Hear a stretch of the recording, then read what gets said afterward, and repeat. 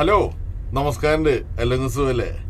നമ്മൾ കോളേജിൽ പഠിക്കുന്ന സമയത്ത് നമ്മൾ ഓരോ ട്രിപ്പുകൾ പോകും, കോളേജിൽ നിന്ന് പോവും. പിന്നെ നമ്മൾ എന്താ വെച്ചാൽ നമുക്ക് വേണ്ടപ്പെട്ട കുറച്ച് ചങ്കുകളായിട്ട് നമ്മൾ ആ ഒരു മെമ്മറി നമ്മളെപ്പോഴും നിൽക്കാൻ വേണ്ടിയിട്ട് മെമ്മറബിൾ സാധനമാക്കിയിട്ട് നമ്മൾ എന്ത് ചെയ്യുക വെച്ചാൽ നമുക്ക് വേണ്ടപ്പെട്ട ആൾക്കാരായിട്ട് മാത്രമേ നമ്മൾ ട്രിപ്പ് പോകും. അപ്പോൾ ഞാൻ പോയിട്ടുള്ളത് ചെറുപ്പത്തിലേക്ക്. അപ്പോൾ അതേപോലെ തന്നെ ഇവിടെ പഠിക്കാൻ വന്നിട്ടുള്ള കുറച്ച് കുട്ടികൾ അവരുടെ വിദ്യാഭ്യാസം കാലം കഴിഞ്ഞു, ഒരു കോഴ്സ് കഴിഞ്ഞ് വീണ്ടും അടുത്ത കോഴ്സേക്ക് എടുത്ത് അങ്ങനെ അവരുടെ പഠിപ്പും കാലം കഴിഞ്ഞപ്പോൾ അവരങ്ങനെ എന്താ പറയുക അടുത്ത സ്റ്റേജിലേക്ക് കടക്കാൻ പോവാ.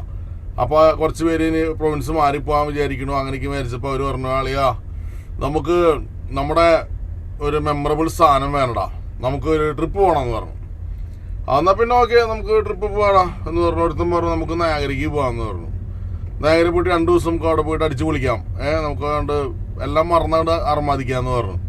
അപ്പോൾ ആ ട്രിപ്പ് അങ്ങോട്ട് സംസാരത്തിൽ നയാഗര നമ്മൾ എത്ര പ്രാവശ്യം പോയേക്കണത് വലിയ കാര്യമൊന്നുമില്ല. അത് പിന്നെ കുറച്ച് വെയിറ്റ് ചെയ്തിട്ട് നമുക്ക് എന്നാൽ സമ്മറിലും കൂടെ ഒട്ടാവ പോവാം, മറ്റേ പൂക്കൾ കാണാൻ പോവാം, അങ്ങനെ പിടിക്കാൻ പോവാന്ന് പറഞ്ഞു. ഒന്നും അങ്ങോട്ട് മൂടാവണില്ല. അപ്പോൾ എന്നാൽ സമ്മറിൽ ഇത് എടുക്കാം, മറ്റേ കോട്ടേജ് എടുക്കാമെന്ന് പറഞ്ഞു. അതും ശരിയാവണില്ല.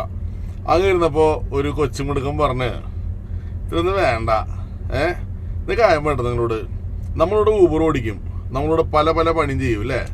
അപ്പോൾ നമ്മൾക്ക് ഇവരെ ടിപ്പ് കിട്ടാൻ വേണ്ടി ഇങ്ങനെ നിൽക്കാറില്ലേ. നമുക്ക് ഇതേപോലെ തന്നെ നമുക്കൊരു രാജാക്കന്മാരെ പോലെ ഒരാഴ്ച നമുക്കങ്ങോട്ട് കൂന്തളിക്കുക.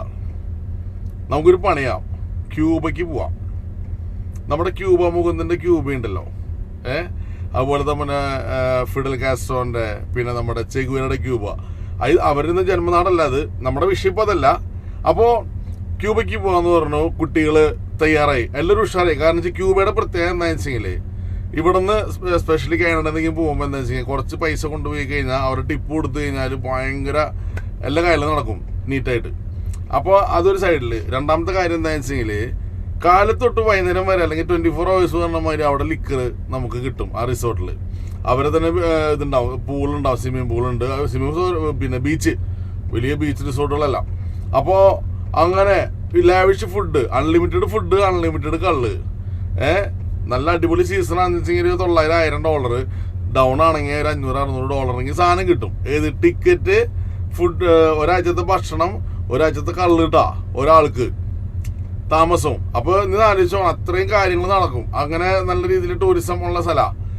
അങ്ങോട്ട് പോവാടാ പറഞ്ഞു. കാരണം നമ്മൾ കുറെ ആൾക്കാർ മുമ്പിൽ ഇങ്ങനെ നിന്നിട്ടുള്ളതാ, നമുക്കൊന്നൊരു രാജാവിനെ പോലെ അർമാദിക്കണം എന്ന് പറഞ്ഞിട്ട് ശരി എന്നും പറഞ്ഞിട്ട് 6 പേര് 6 സുഹൃത്തുക്കൾ ഇവിടെ നിന്ന് നേരെ കാനഡയ്ക്ക് ഒരാഴ്ച രാജാവിനെ പോലെ ജീവിക്കാൻ വേണ്ടി ഇവിടുന്ന് പോവാണ്. അങ്ങനെ ഇവര് ക്യൂബയിലെത്തി. അവിടുത്തെ ആൾക്കാർക്ക് ഇവരിങ്ങനെ ഡോളേഴ്സ് കൊടുക്കുന്നു, ഇവർ അർമാദിക്കുന്നു ഗ്രാൻഡായിട്ട്. അതായത് അവിടെ ചെല്ലുക, കാലത്ത് കഴിഞ്ഞിട്ട് അതും പറഞ്ഞിട്ട് പല്ല് വെച്ച് നമ്മുടെ മറ്റേ സിനിമയിൽ പൃഥ്വിരാജ് വരണ മാതിരി രാത്രി കിടക്കാൻ നേരത്തും എന്താ പറയുക, ഉറങ്ങാൻ വേണ്ടി അടിക്കണതും ഒറ്റ സാധനം, കാലത്ത് എണിക്കുമ്പോഴും അടിക്കുന്നത് ഒരേ കളർ. അപ്പോൾ ഇതിനാണമ്മ കളർഫുൾ എന്ന് പറഞ്ഞ മാതിരി ഗ്രാൻഡായിട്ട് കള്ളുകുടിച്ച് അർമാദിച്ച് കഴിഞ്ഞാൽ നേരെ എന്താ പറയുക, വെയിലാകുമ്പോഴേക്കും നേരെ പോയിട്ട് ബീച്ചിലേക്ക് ചാടുക. അവിടെ പോയി നീന്തി തുടിക്കുമ്പോഴേക്കും ഈ അടിച്ചു കൂടെ ഇറങ്ങി പോവും, വീണ്ടും വരിക, കുടിക്കുക, തിന്നുക, ഇത് തന്നെ പണി. അങ്ങനെ പിന്നെ വൈകുന്നേരം ആകുമ്പോൾ അവർ ചെറിയൊരു ബാൻഡിൻ്റെ പെർഫോമൻസ് കാര്യങ്ങൾ അങ്ങനെയൊക്കെ ഉണ്ട്. നല്ല അടിപൊളി പരിപാടി അത്. അങ്ങനെ ഇവർ ഗ്രാൻഡായിട്ട് അർമാദിച്ച് അങ്ങനെ ഒരാഴ്ച കടന്നു പോയി. സത്യം പറഞ്ഞ് ഇവർ അറിഞ്ഞില്ല.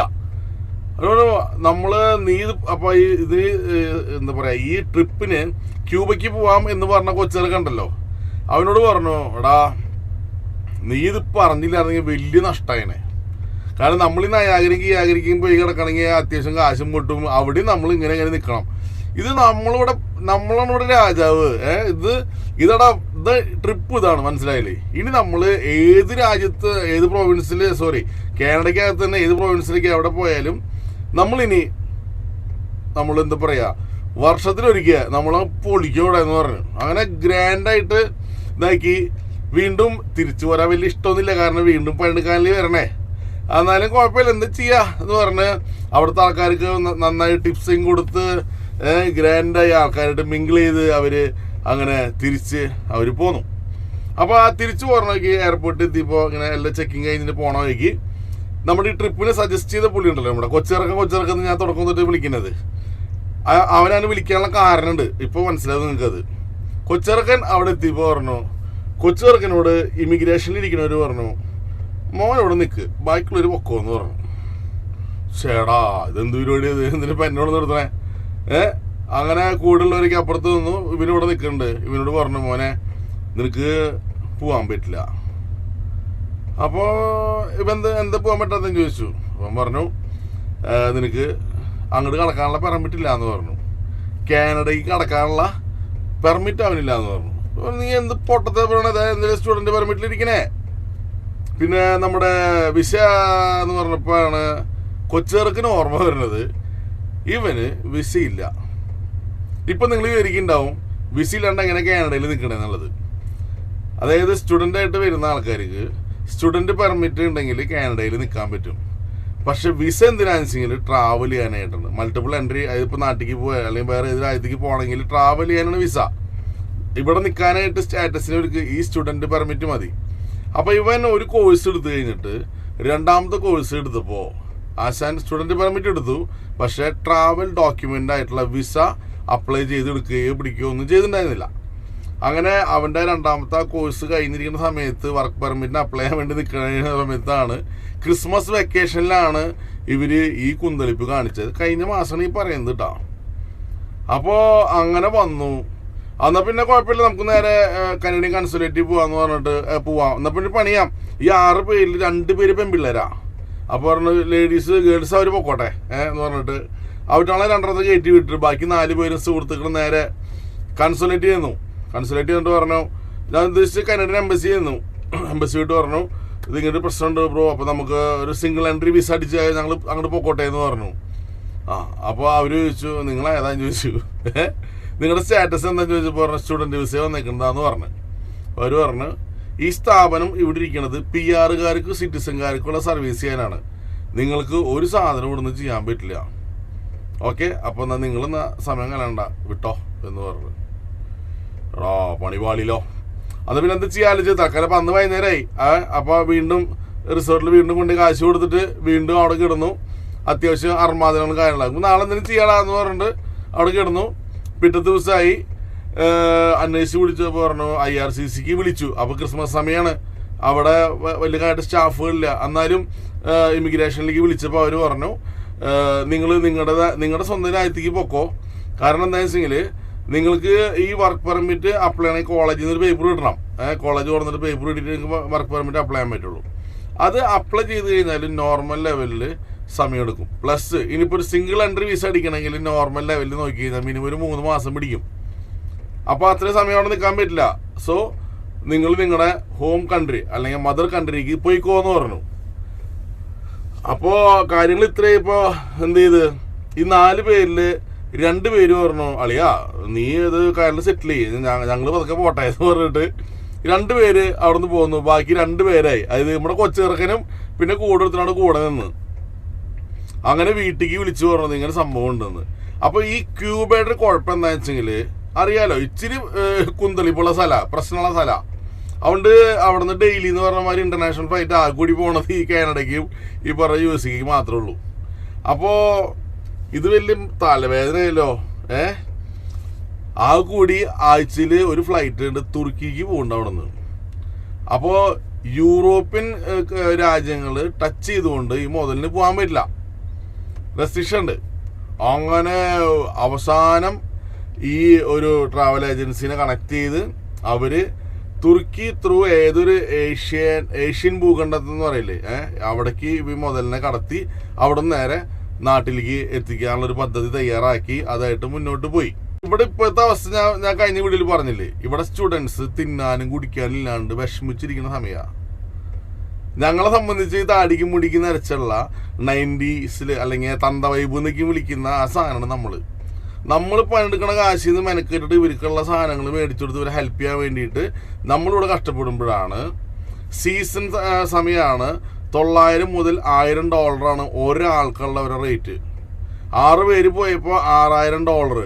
അതായത് സംഭവം ഇവരുടെ കയ്യിൽ പൈസ ഉള്ളതുകൊണ്ടാണ് ഇവർ പോണത്. സംഭവം ഒരു മെനക്കെട്ട് കഷ്ടപ്പെട്ടുണ്ടാക്കിയ പൈസ ആയിരിക്കാം, അല്ലെങ്കിൽ നാട്ടിൽ നിന്ന് അയച്ചു കൊടുത്ത പൈസ ആയിരിക്കാം. പക്ഷേ സ്വന്തം വർഗത്തിൽ പെട്ട കുറച്ച് ആൾക്കാരോടെ കിടക്കുന്നുണ്ട് പട്ടിണിയായിട്ട്. ഈ ക്രിസ്മസ് ആയിട്ട് ഒരു പക്ഷേ മര്യാദയ്ക്ക് ഒരു നേരെങ്കിലും നല്ല ഭക്ഷണം പോലും കഴിക്കാതെ കിടക്കുന്ന കുട്ടികൾ ഒരു പക്ഷേ ഉണ്ടായിട്ടുണ്ടാവാം. അവർ സഹായിക്കാനെ പിടിക്കുകയാണ് അവർ ട്രൈ ചെയ്ത് എന്നുള്ളത് പോട്ടെ.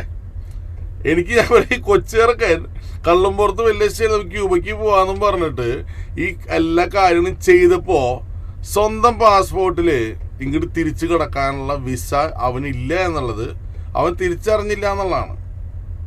അവനെ പറഞ്ഞിട്ട് കാര്യമില്ല. അവന് പ്രായത്തിൻ്റെ ഒരു പക്വത കുറവുണ്ടാവാം. വലിയ ആൾക്കാർക്ക് വരെ ചില സമയത്ത് ഇതേമാതിരി ടിക്കറ്റ് എടുത്തിട്ട് PR കാർഡ് എക്സ്പയർ ആയി പിടിച്ചുകൊണ്ട് വരെ കയറ്റാതിരുന്നിട്ടൊക്കെ ഉണ്ട്. അപ്പോൾ ഈ ഒരു +2 കഴിഞ്ഞ് വരുന്ന കുട്ടിക്ക് തീർച്ചയായിട്ടും ഇങ്ങനത്തെ പ്രശ്നങ്ങളൊക്കെ ഉണ്ടാവാം. അല്ലെങ്കിൽ ഇവിടുന്ന് കാനഡ എങ്ങനെ ഇവിടുന്ന് ആൾക്കാരെ പറഞ്ഞയക്കണമെന്ന് ആലോചിച്ചുകൊണ്ടിരിക്കുക. ആ സമയത്താണ് ഈ നമ്മൾ നാട്ടിൽ കിളിമാസ് കളിക്കില്ലേ, വട്ട് കളിക്കുക എന്ന് പറഞ്ഞ മാതിരി അതിൻ്റെ കളത്തിൻ്റെ പുറത്ത് നിന്നിട്ട് ഞാനിവിടെ നിൽക്കണ്ട ചേട്ടാ ഒരു വിശദായോ എന്ന് പറയുന്നത്. ഇവര് മാക്സിമം കുട്ടികളെ ഇപ്പോൾ ഈ പറഞ്ഞ സാധനം കൊടുക്കാതെ, വർക്ക് പെർമിറ്റ് കൊടുക്കാതെ, ഇപ്പോൾ സ്പൗസ് സാധനം കൊടുക്കാതെ എങ്ങനെയെങ്കിലും പിടിച്ചിട്ട് നൈസായിട്ട് പുറത്തേക്ക് ആക്കാൻ നോക്കുന്ന സമയമാണ്. അത് അനുനയത്തിൻ്റെ ഭാഷയിലാണെങ്കിലും ഭീഷണിയുടെ ഭാഷയിലാണെങ്കിലും ആ സമയത്താണ് ഈ ഒരു പണി നടക്കണേ.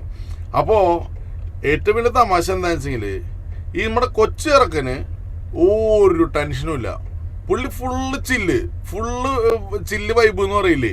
കൂടെയുള്ള ചെക്കനും അവൻ്റെ ഈ പറഞ്ഞ കൊച്ചിറക്കൻ്റെ അപ്പനും നാട്ടിൽ നിന്ന് വിളിച്ചിട്ടാണ് ഈ ഏജൻസിയിൽ വിളിച്ചിട്ട് കിടന്ന് കരച്ചുമ്പോൾ എങ്ങനെയെങ്കിലും ഒന്ന് കയറ്റി വിടുക എന്ന് പറഞ്ഞിട്ട് അവൻ്റെ അപ്പം പറഞ്ഞ ആനൊരു മണ്ടത്തരമുണ്ട്. പുള്ളി ആ വീഡിയോ ഇപ്പം ഈ വീഡിയോ പുള്ളി കാണുന്നുണ്ടെങ്കിൽ മനസ്സിലാക്കണം. ആൾ ചോദിച്ചൊരു ചോദ്യമുണ്ട് ഈ ഏജൻറ്റിൻ്റെ അടുത്ത്, എൻ്റെ പൊന്ന് ചേട്ടാ ഇത് എൻ്റെ മോന് കൊച്ചിന് അവിടെ നിന്ന് പുറത്ത് ഇത് പെർമിറ്റ് ഇല്ലാന്ന് കണ്ടു കഴിഞ്ഞാൽ പിന്നെ എന്തിനാ കൊച്ചിനെ ഈ കാനഡയുടെ പുറത്തേക്ക് കടക്കാനായിട്ട് ഉദ്യോഗസ്ഥരെ അനുവദിച്ചേ? അപ്പോൾ അത് കുറച്ചൊക്കെയും ആ ഉദ്യോഗസ്ഥരെ തെറ്റല്ലേ എന്ന്. LKG പഠിക്കുന്ന കുട്ടിയല്ലേ, സ്കൂളിൽ ഉണ്ടാക്കിയിട്ടേ ഈ മതിലിൻ്റെ പുറത്ത് പോകില്ല എന്ന് പറയാനായിട്ടേ.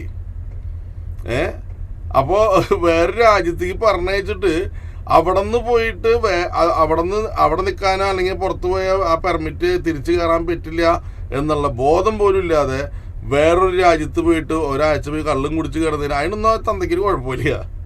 സോറി കേട്ടോ ചില വാക്കുപയോഗിച്ചത്. പക്ഷെ ഞാൻ ഈ ഡയലോഗ് കേട്ട ഭാഗത്ത് പറഞ്ഞ് ഞെട്ടിപ്പോയി.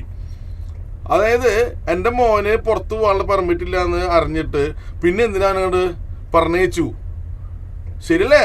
പുള്ളി നോക്കുമ്പോൾ കാനഡയ്ക്ക് പുള്ളി കാശ് കൊടുത്തിട്ടുണ്ട്.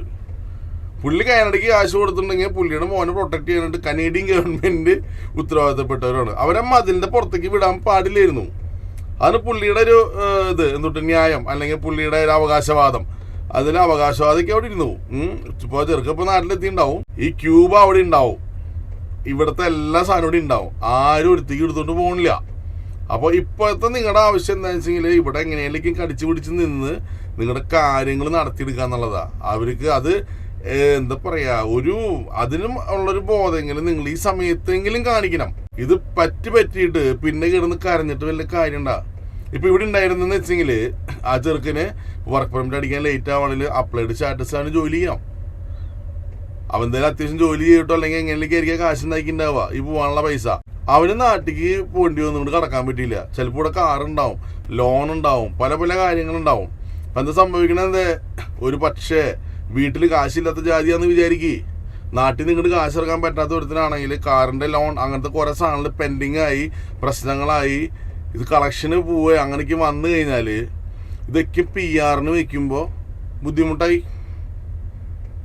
അപ്പോൾ അവനവൻ്റെ കുഴി അങ്ങനെ കിടന്ന് തോണ്ടാനുള്ള പണികൾ കാണിക്കരുത്. ഞാൻ വീണ്ടും പറയാണ്, പ്രായത്തിൻ്റെ പക്വത കുറവ് എല്ലാം ഉണ്ടാവാം. പക്ഷേ എന്നാലും ഒരാൾ കൈ പിടിച്ച് നടത്തുമ്പോൾ ആ കൈ പിടിച്ച് നടത്തുന്നവന് അതിനുള്ള ബോധം ഉണ്ടോ എന്ന് നമ്മൾ ചിന്തിക്കണം. എന്നിട്ട് വേണം ഈ പണിക്ക് ഇറങ്ങാനായിട്ട്. ഇത് പറയുമ്പോൾ എൻ്റെ അനുഭവം ഞാൻ പറയാം. ഞാൻ നാട്ടിൽ ട്രിവാൻഡ്രത്ത് ടെക്നോപാർക്കിൽ ജോലി ചെയ്യുന്ന സമയത്ത് എൻ്റെ ഫ്രണ്ട് ഇതുമാതിരി ന്യൂസിലൻഡിൽ പോയി അവനവിടെ പാർട്ടിക്കായിട്ട് വന്ന് നമ്മുടെ അവിടെ വന്ന് റൂമിൽ വന്ന് പാർട്ടി നടത്തി ഗ്രാൻഡ് പാർട്ടി. അങ്ങനെ പാതിരെ ഇപ്പോൾ നമ്മളും അന്നത്തെ കാലത്ത് നമ്മൾ ഈ നൈറ്റ് ഡ്രൈവ് അല്ല, നമ്മൾ നൈറ്റ് വാക്കണമെന്ന്. അതായത് അടിച്ച് വിറ്റായി കഴിഞ്ഞാൽ നമ്മൾ നേരെ കഴക്കൂട്ടത്ത് ഹൈവേ കൂടെ ഇങ്ങനെ നടക്കും, അങ്ങനെ വർത്തമാനം നടക്കും. അങ്ങനെ ഞങ്ങളിങ്ങനെ നടക്കുമ്പോൾ കൂട്ടുകാരൻ പറഞ്ഞു, അവൻ പറഞ്ഞ ലോക കള്ളനാ. ഇവൻ പറഞ്ഞു, ഇവിടെ ഒരു സ്ഥലത്ത്, ഈ സ്ഥലത്ത് ഞാൻ പ്രായത്തിനാണ് രാത്രി, ആർക്കെങ്കിലും പ്രായത്തിന് കാണണം നമുക്ക് പോവാന്ന് പറയണേ. അപ്പൊ അവനാണെങ്കിൽ അന്നത്തെ കാലത്ത് അവൻ ഇത് വലിക്കണ നമ്മുടെ സ്റ്റഫ് വലിക്കണ ഒരുത്തനാ. അപ്പൊ അവൻ പറയുമ്പോ ശരിയാണ്, ഞാൻ പറഞ്ഞാ നീ ഇത് മറ്റേ വലിച്ചിട്ട് ഇന്ന് പോടാ, നീ കാണണമെങ്കിൽ വായോ എന്ന് പറഞ്ഞു. അങ്ങനെ ഞങ്ങളൊരു 4-5 പേര് ഞങ്ങള് മെനക്കെട്ടിട്ട് ഞങ്ങൾ പോയി. ഞങ്ങൾ ചെന്ന് ഇത് അവിടെ ഞങ്ങൾ നടന്ന് ഒരു പള്ളിയുടെ പുറകുവശം ഞങ്ങൾ എത്താണ്. ഈ പള്ളിയുടെ പുറകുവശം എന്ന് പറഞ്ഞാല് ഗ്രൗണ്ട് ലെവലിൽ നിന്ന് എൻ്റെ അത്രയും ഹൈറ്റ് ഉണ്ടാവും, ഒരു കരിങ്കല്ലോട്ട് മതിൽ കെട്ടിയിട്ട് അതിന്റെ മുകളിലേക്ക് ഒരു മതിൽ കെട്ടിയിട്ടുണ്ട്. അപ്പൊ ഈ 2 മതിലും ചാടണം എന്നുള്ളതാണ് ഞങ്ങള്. അങ്ങനെ മെനക്കെട്ട് ഞങ്ങൾ ഈ മതിലെടുത്ത് ചാടി. ഈ പള്ളിയുടെ ഒരു ക്രിസ്ത്യൻ പള്ളിയാണ്, അതിന്റെ കോമ്പൗണ്ടിലേക്ക് ഞങ്ങൾ എത്താണ് പുറകില്. അങ്ങനെ ഇവൻ ഇങ്ങനെ നോക്കുന്നുണ്ട് വല്ലാണ്ട്. ചോദിച്ചിടാ എവിടെയാ പ്രേതം എവിടെയാന്ന് ചോദിച്ചു. അപ്പൊ ഞങ്ങൾ 4-5 പേര് ഞങ്ങൾ ചാടിയിട്ടാ, മെനക്കെട്ട് ചാടി. അങ്ങനെ ഇവ ഇങ്ങനെ നോക്കിയിട്ട് പറയണേ ഇവിടേക്കല്ലേ വരണ്ട ഈ സാധനം. ഞാൻ ചോദിച്ചു ഏത് സാധനം? എടാ ഇത് പള്ളിയില്ലേ, ഇതിന്റെ പിന്നിൽ സിംതേരി ഉണ്ടാവല്ലോ, സിംതേരിയിലുണ്ടോ സാധാരണ പ്രേതം ഉണ്ടാവണ്ടേ? ഞാൻ ചോദിച്ചു അപ്പൊ നീ ഇവിടെ കണ്ടു എന്ന് പറഞ്ഞിട്ട്, അല്ല അത് ഈ പള്ളിയില്ല, അത് വേറെ പള്ളിയാ അത്.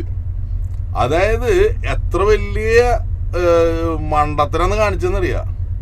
ഞങ്ങൾ ഈ 4-5 ആൾക്കാർ നൈസായിട്ട് മതിലങ്ങോട്ട് ചാർന്ന സമയത്ത് അവിടെ ആരെങ്കിലും വന്ന് ഞങ്ങളെ പാതിരക്ക്, സംഭവം വെളുപ്പിന് 1 മണിയുടെ സമയത്താണ്, പിടിച്ചിരുന്നെങ്കിൽ പള്ളിയിൽ അതിക്രമിച്ച് കടത്തുന്നു പറഞ്ഞിട്ട് പാതിരക്ക് കയറിയെന്നും പറഞ്ഞിട്ട് ഇടിയും കിട്ടും, കേസും ആവും, എല്ലാം തീരുമാനമായനെ.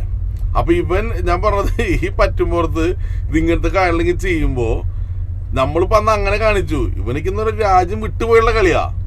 അപ്പോ കാലഘട്ടം മാറി, 2K കിഡ്സോ അങ്ങനെയും പറയില്ലേ, അതിൽ പെട്ട ഐറ്റംസ് ഒക്കെയാണ്. പക്ഷെ എന്നാലും ശ്രദ്ധിക്കുക, എല്ലാ അർമാദനങ്ങളും നമുക്ക് വേണം. പക്ഷെ എല്ലാത്തിനും ഒരു ലിമിറ്റ് ഇട്ടിട്ട് ചെയ്ത് കഴിഞ്ഞാലൊന്നും ഈ പ്രശ്നങ്ങൾ ഉണ്ടാവില്ല കുറേക്കും. പിന്നെ പേരൻസിനോട് പറയാനുള്ളത്, നിങ്ങളുടെ മക്കൾക്ക് ഇതൊക്കെ നോക്കി പിടിക്കാനുള്ള പക്വതയൊക്കെ ഉണ്ടോയെന്ന് നോക്കിയിട്ട് പറഞ്ഞയച്ചാൽ മതിട്ടാ. പ്രത്യേകിച്ച് ഇനിയുള്ള കാലത്ത് അല്ലെങ്കിൽ പണി പാല്യമുള്ളത് കിട്ടും. അപ്പോൾ നമുക്ക് വീണ്ടും മറ്റൊരു വീണ്ടും കാണാം. അപ്പോൾ ശരി എന്നാ കേട്ടാ.